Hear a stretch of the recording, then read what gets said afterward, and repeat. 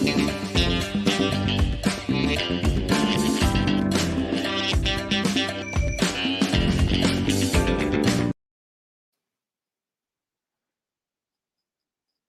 morning. My name is Scott Stanfield, and it is the morning here in the Rocky Mountains, 7,000 feet in Park City, Utah.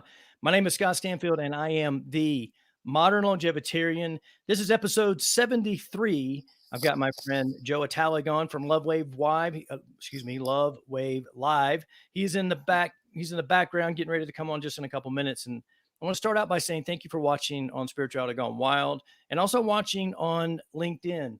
I don't know if there's a lot of people on LinkedIn. They're actually live streaming that love is still the answer, but that's what our topic is today. And it falls firmly in the first pillar of the modern longevitarian way of life, and that is mindset, because we're going to put this lens of love that you can see everything through when we get going with Joe a couple minutes in the show. And so I want to encourage you to understand that, pillar number 4, which is sleep, is by far the most important thing that you can do for your health. And that's why I wrote a book about it, right? First of all, you got to have mindset, and then sleep, and then everything builds off of that. And so you can go to my website, strongforlonger.com, and you can download this free book.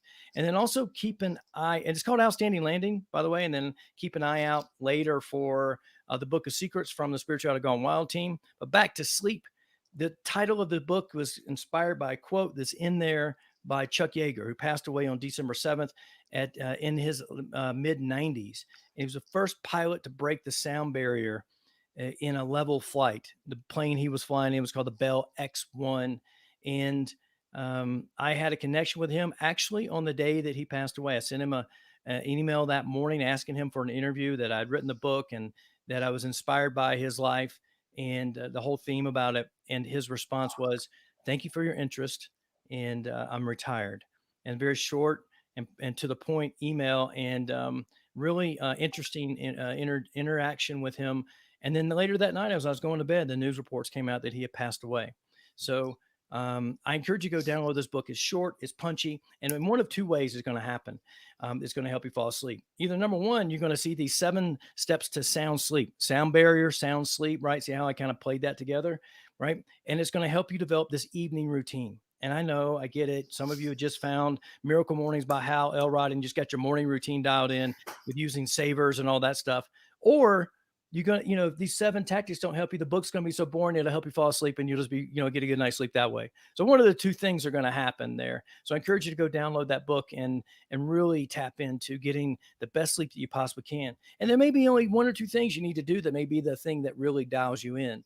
The one that really helped me was my mindset around sleep, is that when I went to bed, my new day started. And when I woke up in the morning, I was already, 6, 7, 8 hours into my day.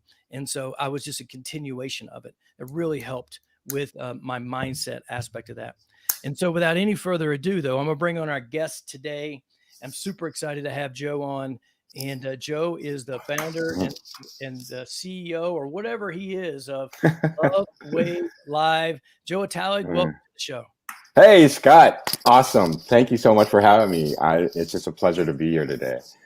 Well, it's my pleasure to have you. And, I was doing some research for the show, and I always do research on all the guests that I have in. And a thought that crossed my mind is that, because every guest I have on, like I keep a piece of them inside of me, right? And I was like, this show actually may impact me more than any other show I've ever done. So when you think of episode 73 plus 24, 25 podcasts, with the Restaurant General Manager podcast and then the Modern Longevitarian podcast, I'm bumping on 90, maybe 100 different, things, and probably 70 something interviews. I'm like, okay, this one may actually, impact me the most. So I'm super excited to see how this lens of love, and love is still the answer, impacts people, that way. Absolutely. Well, thank you for having me. Wow. You're welcome. You're welcome. So we had our co-creator, fellow friend, Steve Weber. He's Run Scott Run, because he does Run Forest Run, right? Oh yeah. Hey, Steve. Good to see him. He's a great man. He is. And Steve actually was the second guest on my Restaurant General Manager podcast. Really? And, and we met through LinkedIn, and And he actually, when we had mutual connections because of the restaurant world, he worked for Bubba Shrimp Company. Right. And then when I started Modern Longevitarian, he was doing a live show and the American Morning Gumption show. And I asked him to come on, right? Can I come on and talk about, Modern Longevitarian? And Yeah. he's the one that actually got me to do live. He convinced me to apply for LinkedIn Live, to talk to Debbie G over Spirituality Gone Wild. And Yeah. I wouldn't have had a live show or been, there would have been no Joe Atalig Wow. episode 73 Yeah. whatsoever, right? So That's awesome. I love the connections and the synchronicities. Yeah. it Can't is, deny that. yeah, Wonderful. perfect. Mm. So let's get started with, and I started almost every interview I've done with like an origin story or background, and how the person, like for you, how did you get to Love Wave Live, and what Mm. led you to get to this point? And so if you can give us a little background, a little history of that, and then we can build off that about what Love Wave Live is. Right. Okay. Wonderful.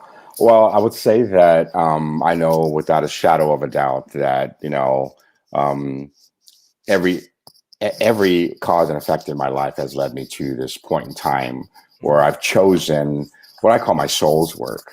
I've done it along the way in my life, but it's come very vividly in this season of my life. And I've taken an opportunity to look back, and see these milestones and these markers, within my timeline.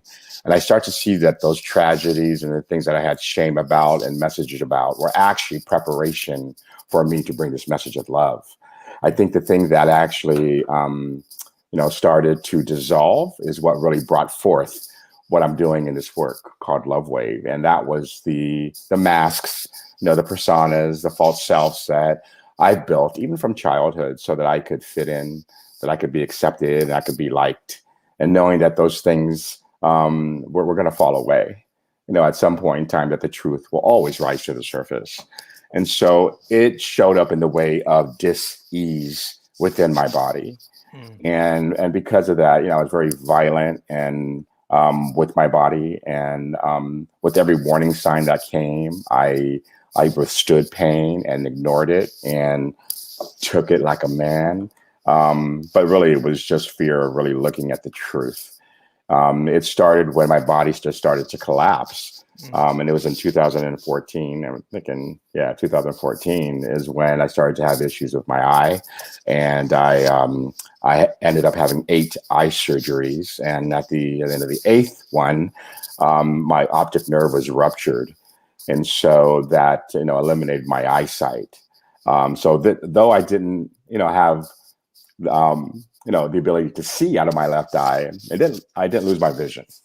I think that was important for me, because what was going to happen in the next couple of years really required me to have this sense of belief and resiliency, which I've come to really embrace and accept that that's a gift that I have, and 4 months after I went blind, I learned that I was in stage 5 chronic kidney disease, so kidney failure.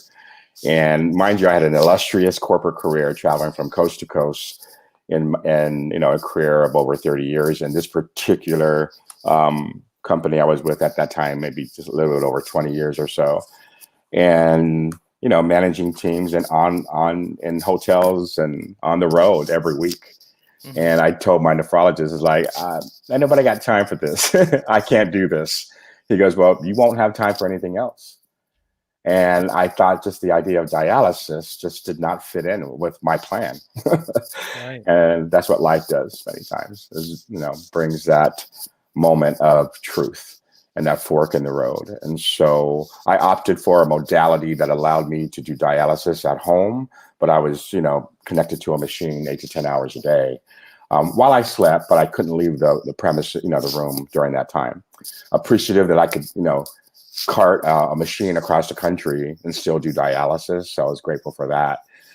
During that time, Scott, though, I knew that transplant was a definite option for me. And during this 3.5-year period, 1,245 days, who's counting, that I was on dialysis, right? Man, there were 10 beautiful souls who said, I want to give you what you don't have. And in those 10 people, for whatever reason, it doesn't matter. It didn't work out. And so what the mind does, of course, is make up a story, and I went with it. It was me, you know. And so my boss at the time said, take time. You've been in this company a while. You know, at the end of your career here, you're not going to stand up and say, I didn't take care, advantage of my benefits. It's not something to be proud of. Right. So I did. I took time off, and 2 days before I was supposed to go back, I got a call from the Mayo Clinic and says, we have a kidney for you. And I had the kidney transplant and came out, but had the heart attack and stayed in the hospital for about a month. And when I recovered and went back, my first day back at work, December the 19th of that year, remember the date, is when I found that my job was eliminated because, during the time I was gone. So once again, another decision to make. And I decided that I didn't want to return to corporate America, that this was, for me, it was the confirmation that it's time to step into, my greatest call. And so with that also came, unfortunately, the disillusion of my 25-year marriage. So all those things happening all at once, and I found that love was the answer, to what I was facing. And I think about, many people have this connotation to love, and rightly so, like with the hearts and the rainbows and all of the pleasantries that come with it. It's a great feeling. But I've become to know love as an absolute unconditional commitment to the welfare of not just another, but for myself. And it was within that decision that love is the one that stands in the midst. Now, I went through all of this shit for so many years. How in the heck should I stand there and say, I love myself because of this, And so my search was to find the love that has grit and teeth, and the one that stands and sees beyond what's happening on the surface and knows really what's activating what's happening on the surface is what's happening underneath. And that it takes love and courage to actually chip away with that and find what's missing. And for me, it was a kid. And that kid I named Joey. And I was little Joe. My family didn't even call me Joey, Scott. When they found out that some of my friends were calling me Joey, they go, who's Joey? I made up an alter ego almost, because I didn't even accept me, as a kid. And so it was,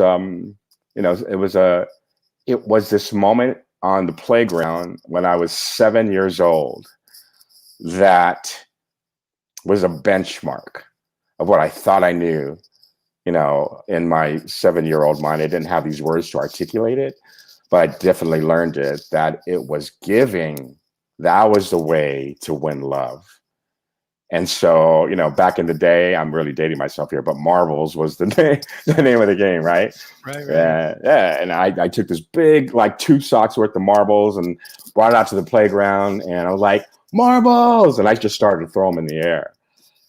Dude, I had the entire playground it was like a movie. Like money was falling from the sky, mass mayhem, and people were running and like getting it all. And I instantaneously became popular. And from that point on, I was well known. I was the president of the school, ASB president, senior class president, top speaker in this. So I found my way through this idea of giving, and not just giving, man, but giving over the top. Because the more that I gave, and it was outside of the realm of what people expected, the more I would get attention and love. So in the toxicity of that, I do see the beauty of it as well. That what was intended for bad, actually can be turned into amazing things. And I see that heart for giving in a big way showing up in my work now. Yet when I give in that way, I even have this, you'll laugh at this, but on my Mac here, I have this Post-it note. Stop throwing marbles. Yeah, because the marbles signified, throwing something to get something, right? You don't need to be somebody or do something to be loved. And so it's a great reminder that many times, little Joe is healed, and I love that guy. What a brilliant masterpiece of an idea, right? What would happen to a second grader that he would have to come up with a way to be loved, to be seen, to be accepted, to be embraced, to have people want to be like him. So in the shame of it before, I'm like, dude, you're amazing. So though little Joe is healed, I'm reconciling with adult Joe. Right, That's what right. I'm growing. That's what I'm growing to love. And so with that, I wanted to create kind of a TED Talks for transformation and love. Mm-hmm. So I was actually in a 6-month program with Kyle Cease. Mm-hmm. And in that program, I declared, this was in the fall of 2018, and the election during that year was there. And I'm like, you know what? All we hear is there's a red wave coming, there's a blue wave coming. And I said, I'm going to start a love wave. So it ended up, 5 months later, having this event, and I just took, a TEDx's model and I implanted it, gave everybody 18 minutes, and had 13 speakers, and it was an amazing experience, and wanted to duplicate that every year. And so, and it started to form what Love Wave started to be, and it was this space where community can reign, and where we can say that we're just a collective of love-driven humans that are consciously choosing love to create change in the world. And that we believe that the radical acceptance of ourselves and others is the catalyst, right, to have a meaningful life. And so, what does that come in the form of? It started to unfold, and it still is. So I had another event that was scheduled May of 2020 in San Diego, my hometown. And because of COVID, we had postponed it. And I say postponed because we still have a date for 2021, and I'm believing it's going to happen. So in the midst of that, I ran into this beautiful soul. Her name is Debbie Garcia. You might know her. And she said, you know what? The universe told me to reach out to you. And so I'm doing that.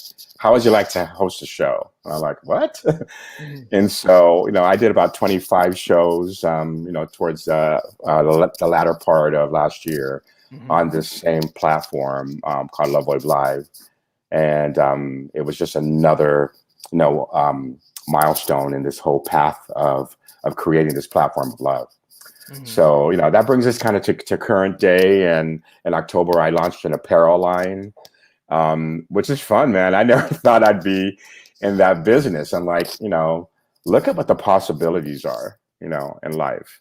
And so I'm having a phenomenal time. I've met a business partner who's come on now, and, looking how we can continue to grow this platform that we've created, called Love Wave. So, yeah. That's such an amazing story. I think I could just say, let's wrap it up and roll the credits. I don't know if I can add anything to the show. It's super impactful, right? There's such a connection between all of these different things. And, when you start looking at love and gratitude and empathy and those type of things, I love there's a couple of things. One, I love you said that, no pun intended, but you said love that had teeth, right? Something they could really grab on and hold on to. I don't remember a specific time in my life. By the way, I played marbles in middle school. I remember having marbles, right? And playing that in the, I graduated, I turned 49, I'm 48, turned 49 in a couple of months. And I talk about my age and a lot of those things through here because it's about being a modern longevitarian and extending health span and those type of things. And, we talk about that a lot, but mindset is like the first pillar, right? And I really love this. And, I've had awakenings over the last 4 or 5 years about my love language, what I do to get love. And it was spurred on by this question from Tony Robbins that I saw, I'm Not Your Guru. And he was asking this lady in his audience, said, whose love did you crave the most, mom or dad's? And she said, dad's. And he then asked the follow-up question, who did you have to be to get the love from your dad? Ooh, that's great. And that floored me because it taught me that, what I had to do to get the love from my dad. Right. Right. And I was also trying to get love from my wife in the same method, and it didn't work. right? It Yeah. wasn't working that way. Right. But then the biggest piece of the puzzle was I realized in the moment, all this happened like in the moment, right? Like it was downloaded to me. And I said, I love my kids unconditionally when they're born, but the conditions have changed over time to where to get my love from them, to get love from me, they had to be a certain person, like I had to be a Mm, certain person to get love as well. yeah. And so I immediately went over and hugged them and said, "You do not have to do anything to get love from me. I love you unconditionally. I love you since the day you were born." And have I been able to be that way 100% the whole time? No, because of my programming, right? But I Ah, tried really to not say, hey, go get an A on this test or do really good in school, and then I'm proud of you because of that. I'm just right. proud of you, right? Being Right. genuine, right? And there's so much programming that happens in our very young lives, first 5, 6, 7 years, right? That really set up the whole piece of the puzzle. So I don't know. There's no question in that. I'm just like I was just remembering Yeah. all of that stuff as you were saying it, right? Because Right. I think Scotty, my family called me Scotty, Right. when I was young, and I had one girlfriend that called me Scotty back, just out of high school. But that little Scott, is still carrying around some of those things that are in there, right, and trying to figure that stuff out as an adult, right, and do that. So, Wow. yeah, That's huge. yeah, I don't know. It struck me when you asked that question around mm, whose love do you crave the most, your mom or your dad's, And I thought about it. My parents are amazing. mm-hmm, They're from the island. I'm a Pacific Islander. My mom's this little fiery little, barely 5 feet, Islander woman, had 11 kids. I mean, just wow, and she's 88, and she still thinks that she knows she's a queen. It's just she's beautiful. My dad, hard worker, and I didn't know I was that I'm the youngest. So I didn't know until late in grade school that my older siblings were actually adopted by my birth father.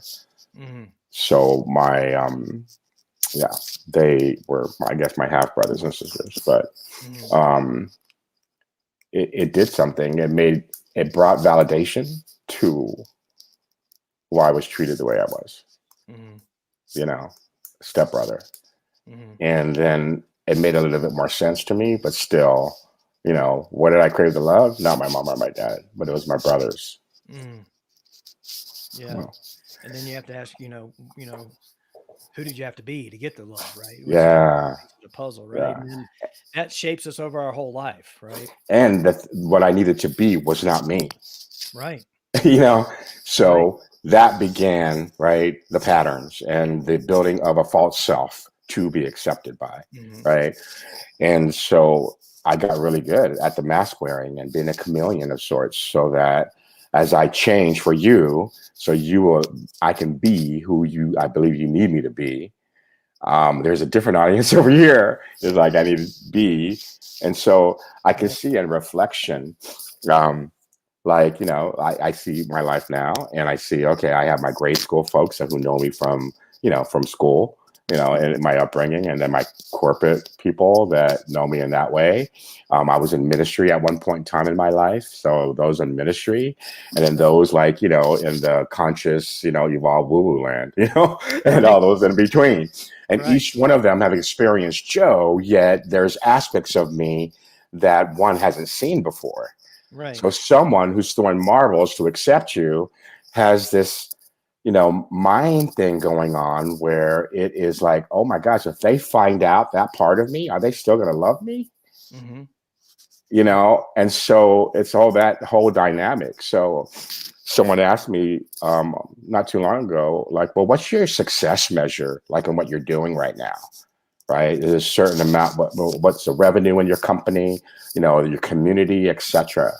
I said, anything to do with numbers, I'm not looking at all, because that's what I did in corporate America. My Mm-hmm. success was based upon numbers, right? What I Mm-hmm. produced, what I made, how much I weighed, how much, the increase of this. It was all about numbers. So I've learned not even, I mean, of course, not that I ignore it, but it's not my measuring stick. My success measure is being fully expressed. Mm. That's it.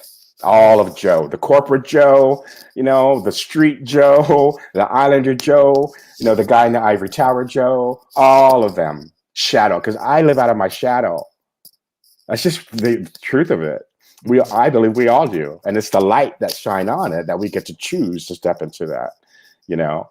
And, I'm not sure if you're familiar with the archetypes, but, one of those archetypes for me is rescuer, So there's a rescuer in the form of love that is very, very healthy. And there is the one that's throwing marbles, right? Making sure that I can save you, right? To help you. But in return, you're going to like me. So I'm super aware when that's activated, So the love that I crave, wow, big question, man. I know you asked that as a story, but it really hit me when you asked it. So yeah, no, it's for me, there's some shows that are scripted out. This one, I couldn't, I wasn't gifted a script for this show really, right? For yeah, where we would go. I knew we would start with an origin story. I knew I have one specific question I wanted to ask, and we may or may not get to it. And because I just wanted this to evolve, right? This show yeah, to evolve, right? And I told you before we even went live is that I feel like that this show of all of them may impact me the most. And so because I take a little piece of each show with me because I put so much into it. And it's just like this one-on-one conversation with an expert or a guru in their field, right? Or where they are. And so someone who's, you and I are very similar, right? Almost 30 years managing restaurants, right? And I look at, you know, you know, as a manager, general manager, director of food and beverage of a hotel or any of those things, and I actually said this out loud. There, I was like, "This is the version of Scott they pay me to be." Right? ooh, Yep. yes, And so it was like that's good.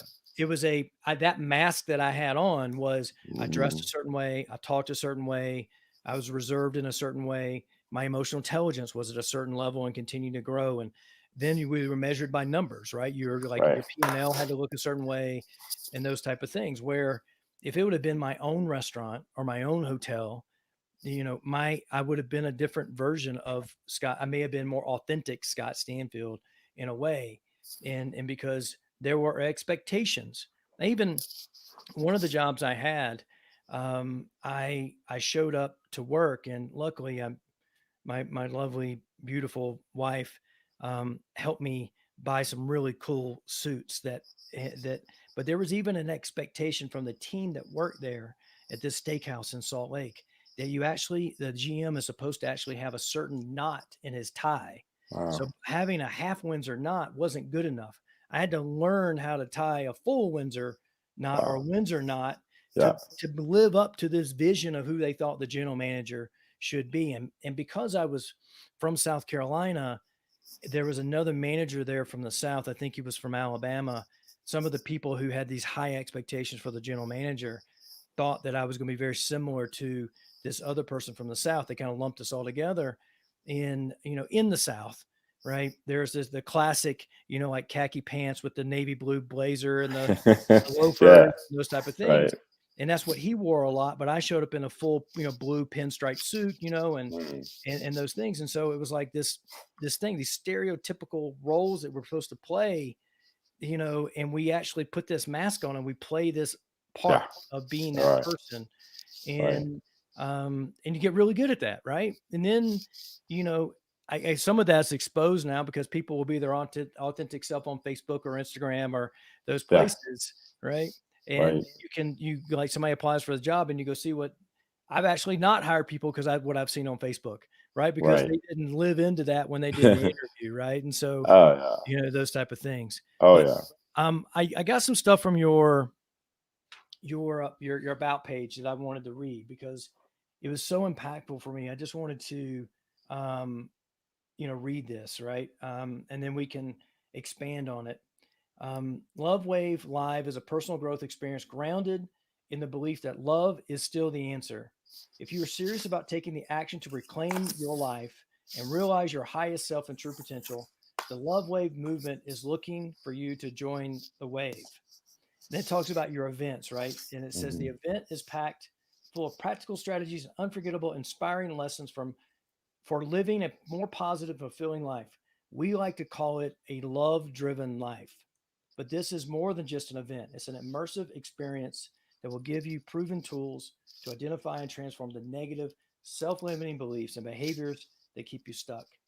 The thing that really stuck with me is A, love is still the answer, and then B, a love driven life. I mean, I've heard Mhm. purpose driven life, but I've never heard love driven life. So, how did you come up with that? Or let's talk about what it is to live a love driven life.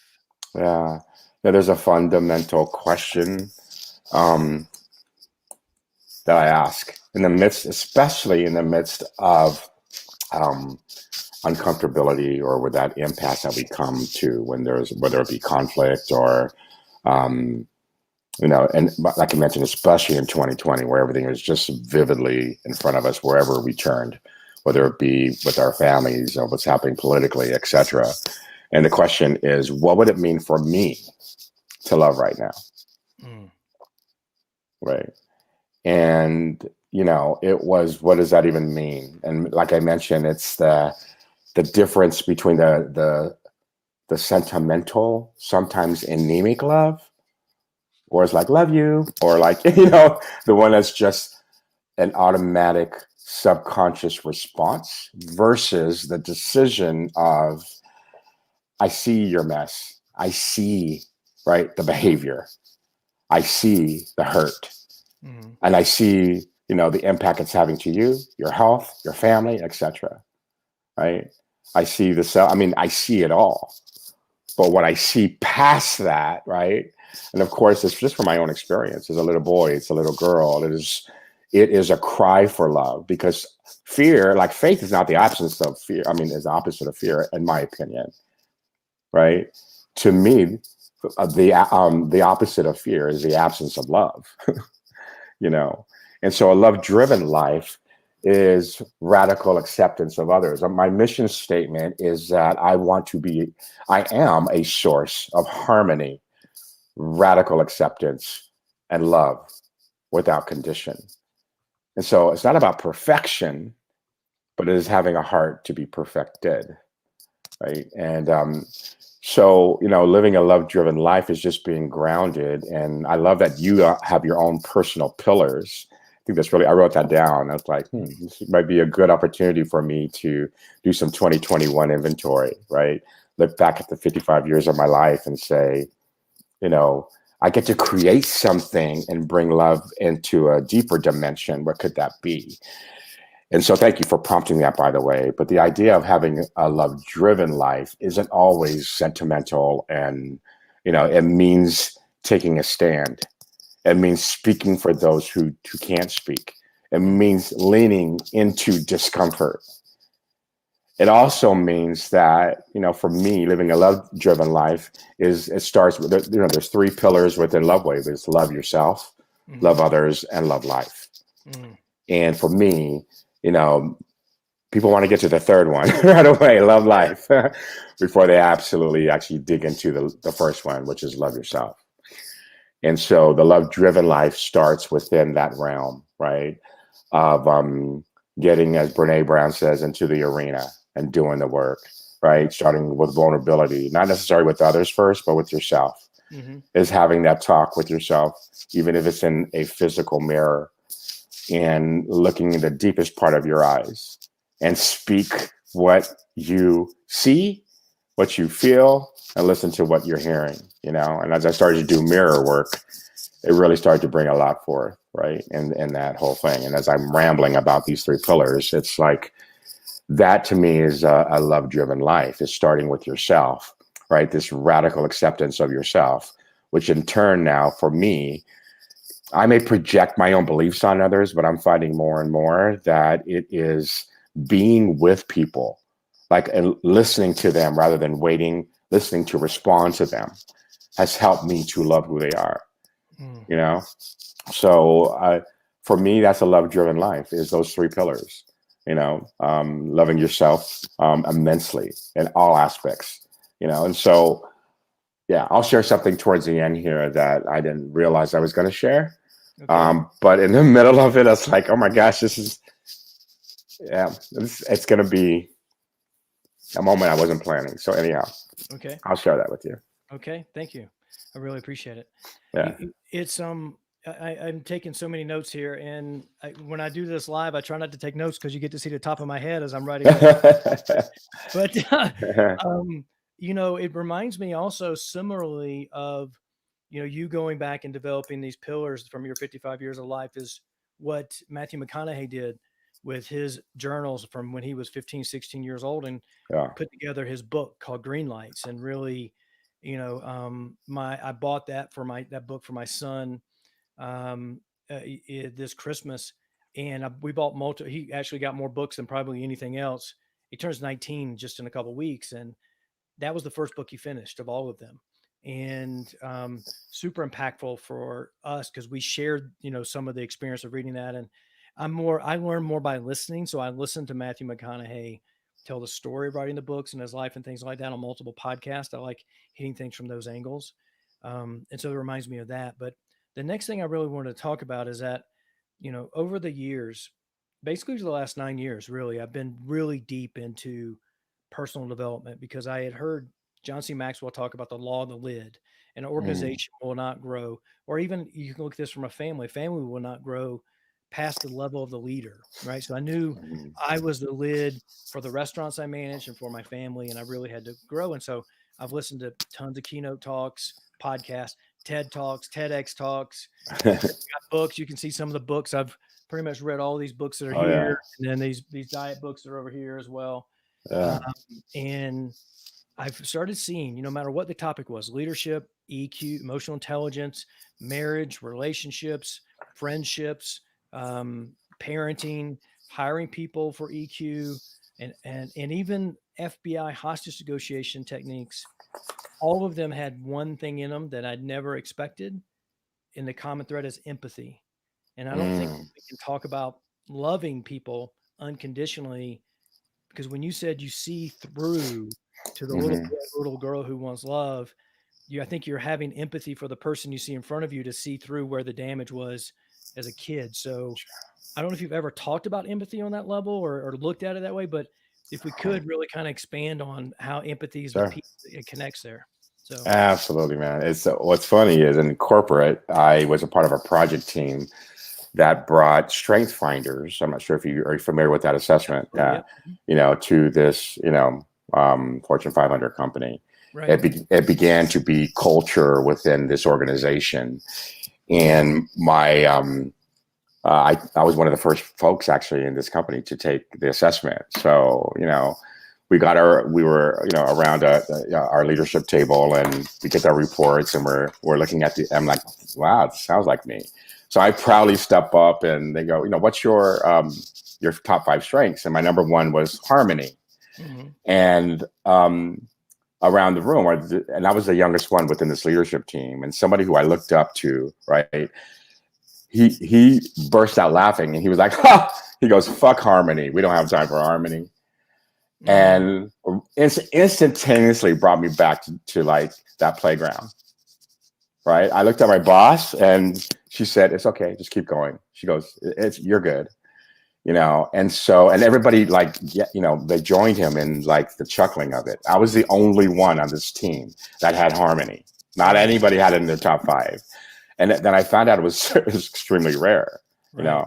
and along came with it were the other strengths. But I went to my boss afterward. I said, can I take the test over again? Because I think this is off.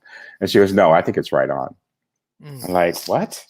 And so I wasn't accepting of myself. Right. Hmm. So, cut 2 years later, I get a new boss, and I go right to her almost on day 1. Hey, can I take the strength runners again? Hmm. And I said, I'm going to manipulate the heck out of this, So I take the assessment, man, and I get the results, and I look my top number 1 strength, empathy. I'm like, great. Uh, The other 4 stayed the same. oh, really? The top 1 changed to empathy. I'm like, great, So Yeah. then I started to step into that. Now, mind you, I was a district manager, region manager. How can, and in fact, I was interviewing for a job in Orange County, and the regional president said, I see empathy is your number 1 strength. How are you going to lead a team this big with empathy? Mm. And I said, it gives me the opportunity to understand and to feel Hmm. how someone feels. Right. right? Their perspective. I don't have to agree with it, but I Right. get to understand and feel it. It gives me a little insight to where they are, right? And Right. where I need to step up as a leader, right? For them. And she goes, oh my goodness. And so I was known for that in my corporate career of seeing people in that way. And so, of course, I'm a deep feeling dude. Yeah. And I used to have a lot of shame about it. But now, man, I wear that on my sleeve, my pants, my shoes. I let it all out. Mm. And so with empathy, one of my shirts on my apparel company is "Make Empathy Great Again," mega. You know, Nice. Yeah. Yeah. and so that is the key. And Brene Brown talks about empathy, you know, Yeah. and when she actually spun it as it's a skill, Mm-hmm. that gave me a lot of hope. It was like, oh, this is good, you Right. know, where people can absolutely understand what the mechanics of empathy are, because we all have experienced empathy Mm-hmm. from people.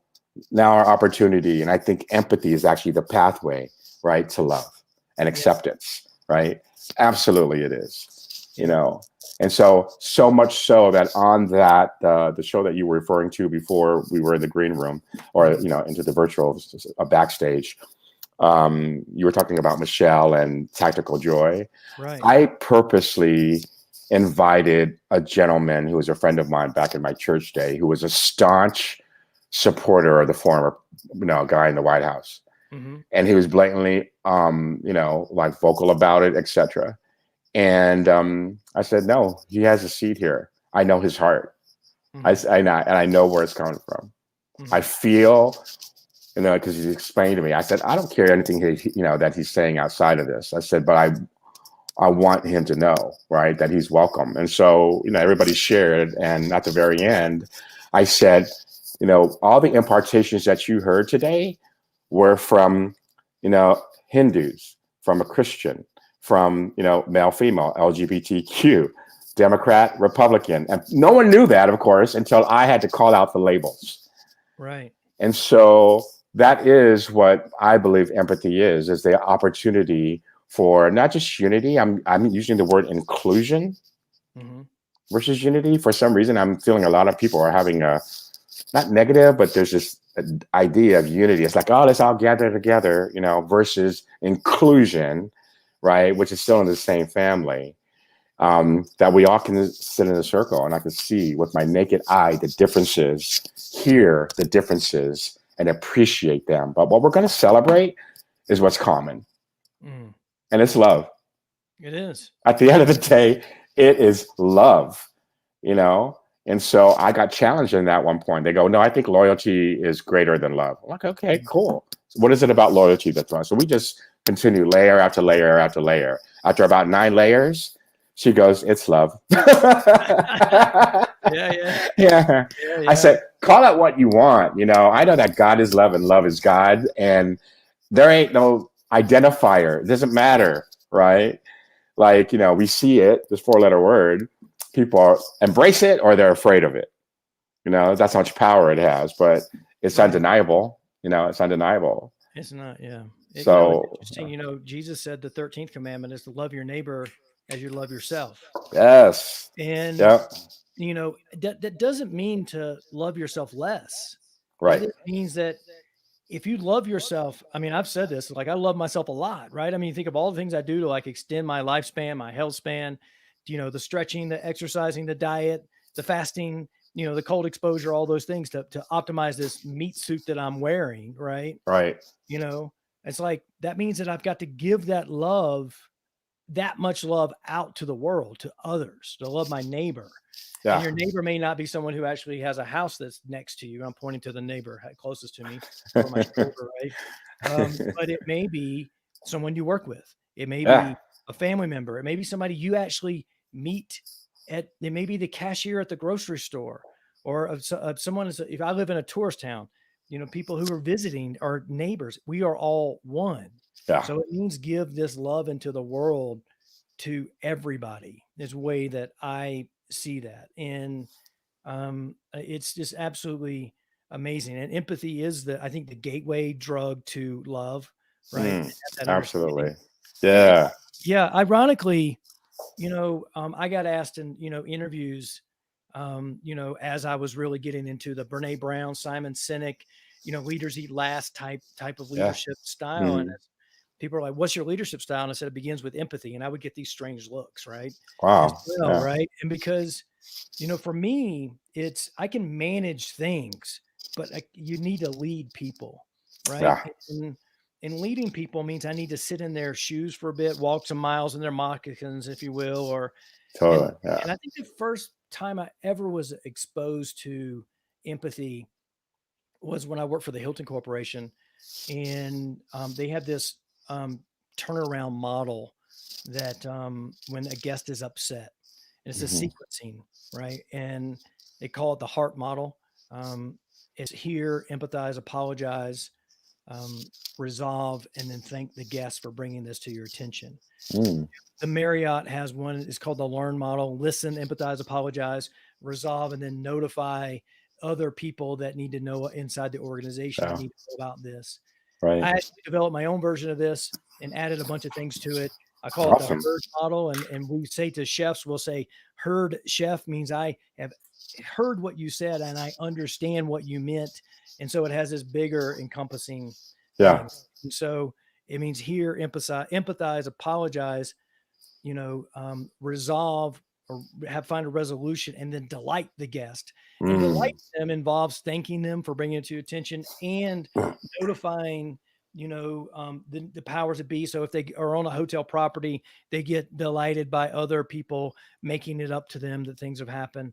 And then also like in the moment in the restaurant, in the outlet, actually delighting them by, Yes. doing those type of things. Right. And Right. so but and then so my understand that was the first place like empathy, right? Really kind of came to my attention.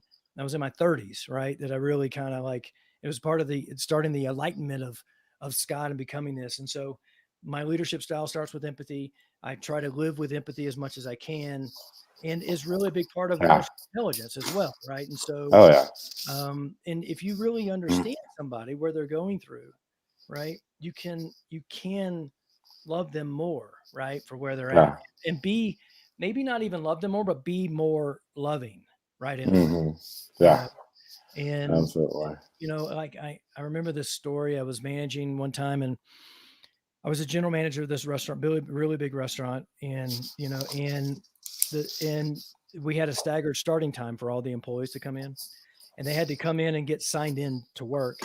And Right. I had worked the morning shift, and this person was this lady was coming in for the evening shift, and she came in this really small office. The closing manager was in there. She went to check her in, but eye contact wasn't made, and I heard something different in her voice, and I turned around, and I could tell she'd been crying. Her shirt was different. She's out of uniform, and I just said, "Are you okay?" Mhm. She said, "Yeah, I'm okay." And I'm like, "You don't appear to be okay. You don't appear to be normal, your normal self today." And what happened was is that she had been her and her boyfriend had a physical interaction just before she came to work, and she wasn't okay to work, right? Right. Now I've never been in that situation, and I'm a guy, and so that really doesn't, But if I put myself in her shoes, I'm like, I wouldn't want to work. I would want to go somewhere safe. I wouldn't, all these different things, right? And so I stood up, and when she started apologizing for being in the wrong uniform and those type of things, and I was like, we can figure out a way to make it tonight without you. Is there a safe place that you can get to for tonight until things calm down? And so she's like, yes, and I only did this because there was a female manager in the office, and I was like, "Do you need a hug?" And Mm. she said, and I'm getting chills, and I might tear up. And she goes, "Yes, Yeah. I do." And I hugged her. Right? Yeah, I'm a Yeah. married man, and all those things. It wasn't any of those things. It's like sometimes we just need a hug, but yet a leader or a manager, if I was like not my true self, right, that person that they paid me to be, right, Yes. I never Right. would have seen all those things, and I never would have made an impact on that person's life. And because she needed somebody to hug her in the moment and say, "It's okay. Let's get you to a safe place, and then we'll regroup on another day when you feel better and things are right." Yeah. Uh, and That's beautiful, man. yeah, it was great, Yeah. a great story and time in my life. And And 10 years earlier, maybe 5 years earlier, I maybe would not have the awareness to be able to do those type of things. But it was just Yeah. part of this evolution of Scott being a leader versus being a manager. Right. With those things. So that's all. I would love to have work with you, man. It's just no, we have similar leadership styles as well, and it was very unconventional, and people love you for it or they hate you because you're interrupting the norm, and yeah. I think the older leaders, the ones that laugh and say we don't need harmony or we don't need empathy, right, are holding that movement back, right? Yeah. Because you're still in power. Oh right? yeah. It squashed you, right? To the point you wanted to go and take the test again and change who you were. Right. You didn't live into your authentic, Joe, yes. Self. Yeah. No, absolutely. Yeah, absolutely, man. Wow. Yeah. Well, now we're coming up to the top, and I wanted to share something. Yeah, please do. So it was, yeah, I'm feeling it. Whew.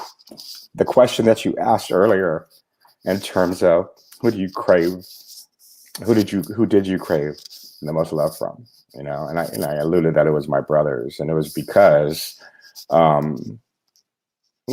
this is, a few people know this. So this is your show is going to be me sharing this. Part of that acceptance that I talked about, the fullness, right? The corporate Joe, this Joe, and da is also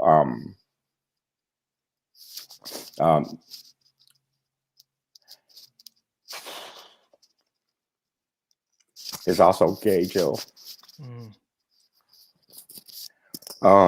Reconciling, my sexuality, and with a lot of shame, growing up, just because of culture and expectations and all those types of things, and not being able to. I didn't think I had to make this grandiose announcement, and so I did share it with my two teenage daughters, and it was the scariest thing, man. And they sat there at the table after I shared, and they looked at each other and they put their hands in the air and go, "Yay, Dad!" And I was like,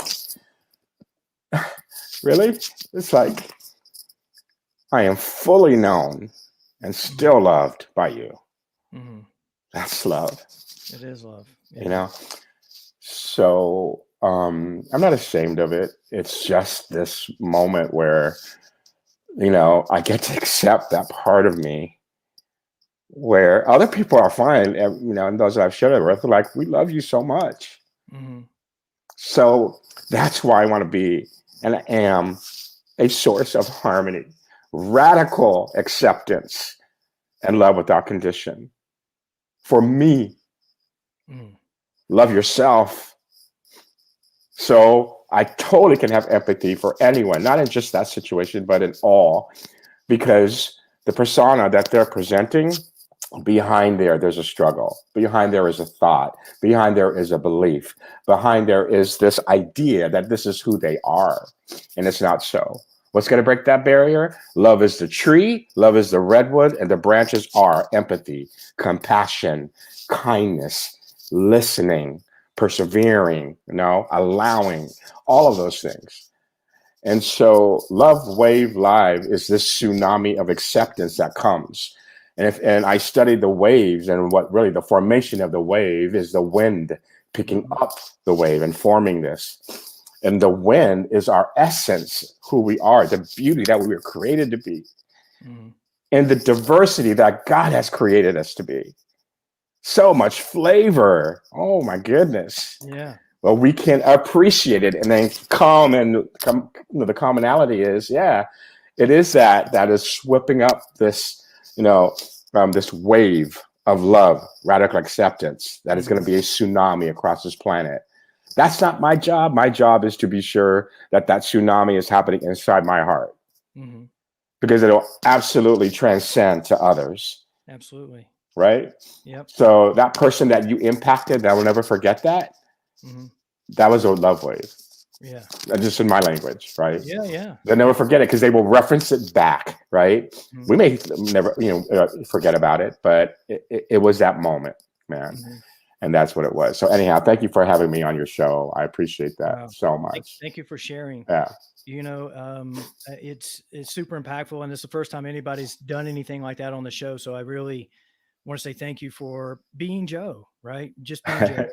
And I would, if I was there, I would ask you, Joe, do you need a hug? Right? Oh yeah, man, dude. Yeah, virtual hug. Virtual hug, right?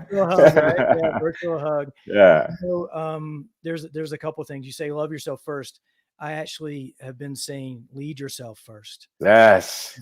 And so love yourself, lead yourself, self-empathy. I wrote that down. I don't know if anybody's ever put those two words together, but having self-empathy for yourself, right? So you can love yourself for who you were actually made to be, with all the flavor, all the layers of flavor of being Joe or Scott or whatever your name may be is super, super important. And I want to say this is kind of off the subject, but you mentioned waves. And I remember this because you did the research on the waves, and it starts with wind. And my son, who's turning 19, his very first science fair project I helped him build. We lived in the Caribbean on St. Croix for 2 years. Mm-hmm. We moved there when he was 6 months old, and we moved to the mountains when he was just before he was 3. And he loved the ocean because he grew up going to the beach almost every day, right, in the Caribbean. His first science fair project was on the ocean and waves. Wow. And we actually got, I think we got the silver medal for his very first. That's awesome. One, and it was on waves. And he understood, and does, he had to be able to explain where waves come from, and they come from wind, right? Unless it's a tsunami, it could come from an earthquake under the ocean, right? And maybe it could be an impact thing like that. Like this moment right here, right now, creates an impact in somebody's life or lives that sends a tsunami or multiple waves to them to spread love in the world. And so I just want to say thank you for coming on the show and sharing. Go ahead. Absolutely. No, I mean, I never do this, and I'm going to do it today. It's like, I'm going to reinvite myself back here. There's so much that there's commonality in the way that we lead, our outlook, and even our ideas of love and empathy, etc. And I'd love to just explore some other facets of it that we can do in an hour. I thank you. This has been, I was resisting coming on. And I was actually going, I'm going to be frank here. And I'm like, oh gosh, should I tell Scott, what am I going to do? And there was some fear coming. I don't know why, but it was just like, maybe I should bow out again, because I know I rescheduled. And when I went on, and I'm not on Facebook a lot these days, but I went on and it says Scott steps on that. And you did the post. I'm like, oh, there's no turning back now. So this is ordained, man. This is ordained, Yeah. The Holy Spirit was like, nah, this is happening today. Right. Exactly. And so thank you. I appreciate it. You're welcome. And I really appreciate you showing up today and showing up as Joe 100%. And, Joe, I've only had, I've done probably just over 50 guests, right? I don't know exactly how many guests. I know this is episode 73, and there's a lot of solo episodes peppered in there, right? The salt of the dish is the interviews just like this. And this one has been top of the top, right? Oh man, thank you. And I've had 0 repeat guests, but I guarantee you'll be one. Would love to come back. Right? Thank you. And then maybe we can do something where I come on your show or do something like that. Absolutely. Do that, something along those lines. But love it. I know you'd rescheduled. You were taking a hiatus from doing the live shows, and I didn't hear from you. So I was like, well, I know he got about it. So I'm just gonna go ahead and do that. And I always know this stuff, right? I know that if somebody does in the last minute say, hey, I can't really make it, that I can go and delete it, and I can create another one, and I can create a solo talk, and I can do that as a safety in that. And so like, for instance, tomorrow is a solo episode, scheduled as a solo episode. I don't even know what I'm going to do yet. I have no idea what I'm going to do. Talk about. I love it. It might be I might do another workout one because I've done 2 live workouts. Right. And it may be where I just like, hey, we're just going to hit it hard. We're going to work out today. And I get to kill 2 birds with one stone. I get to do my live show and do a workout, awesome, and do that. So, and I love doing this, but Joe, it's been an amazing show. And I see this as the beginning of us really kind of working together, sharing these things, now pulling these threads and really talking about these things. So love it, man. Yeah. So, All right, brother. So All right. real quick before we wrap it up, where Sure. can people find you online? I mean, obviously I have lovewavelive.com, but where else can they Right. find you? Yeah, we've also expanded to lovewaveapparel.com as a part of our apparel line. I'm on both Instagram and Facebook, Joe Atalig, you see my name right there, are the places where you can find me on social. Yeah. So yeah, come visit, and it's going to be amazing.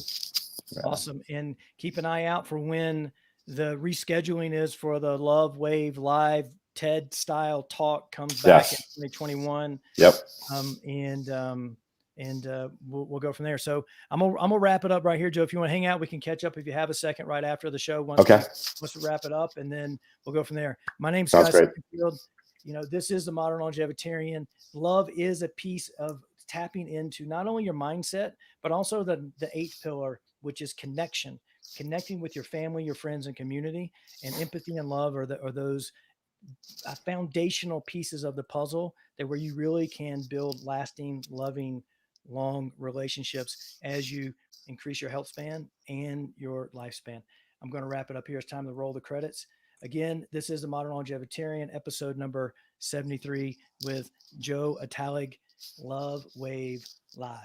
Cheers. All right.